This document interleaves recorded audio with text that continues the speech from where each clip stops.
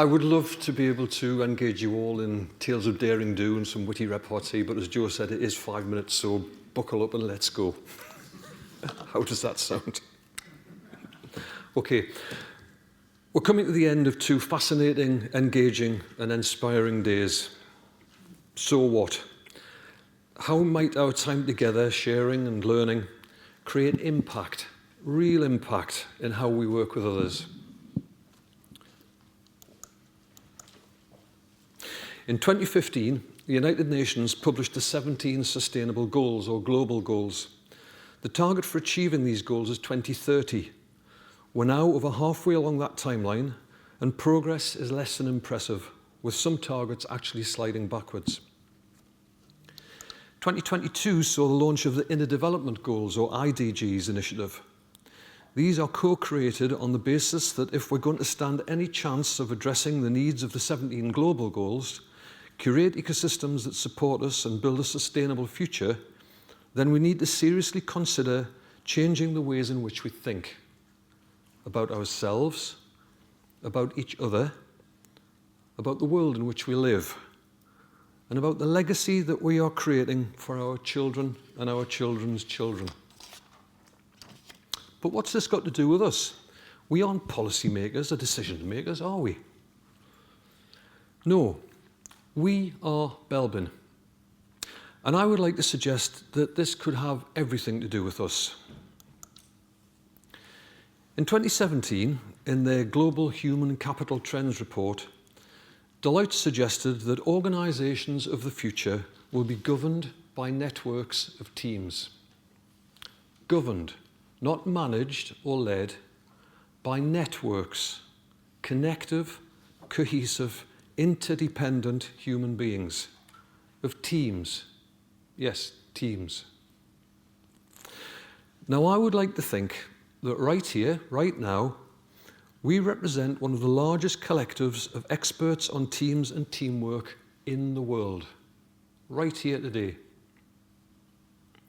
And if teams are the future, then the responsibility of helping organisations reach their full potential, working collaboratively and sustainably, with an ability to co-create solutions to complex problems, then that could rest squarely with us, with you. You need to be helping to build teams of tomorrow, competent teams with the ability to meet important challenges in a complex world. You can help others to understand and discover how they can begin to build what are often called high-performing teams. And all of this can start with Belbin. But is that enough? I don't think it is. Our work should be to use Belbin's team role theory to provide the building blocks that will create teams of tomorrow. Because we work with influencers, policymakers, and young people, some of whom will become the leaders of tomorrow. In 1996, Jacques Delors wrote a report for UNESCO entitled Learning, the Treasure Within, where he identifies 4 essential pillars of learning for the 21st century. Learning to be together, learning to learn, and learning to do. Why is this important? Because if the groups and teams that you are working with are not actively and continually learning, collectively and as individuals, and using that learning to constantly adjust their responses to their customers, suppliers, and stakeholders, they will be going nowhere fast. Teams of tomorrow need to become interdependent learners, capable of creating sustainable responses to increasingly complex or wicked problems, instead of depending on quick-fix interventions that are mostly reliant on what used to work. Teams of tomorrow need to become curious about whatever it is that they don't yet know, and then use this to take better action.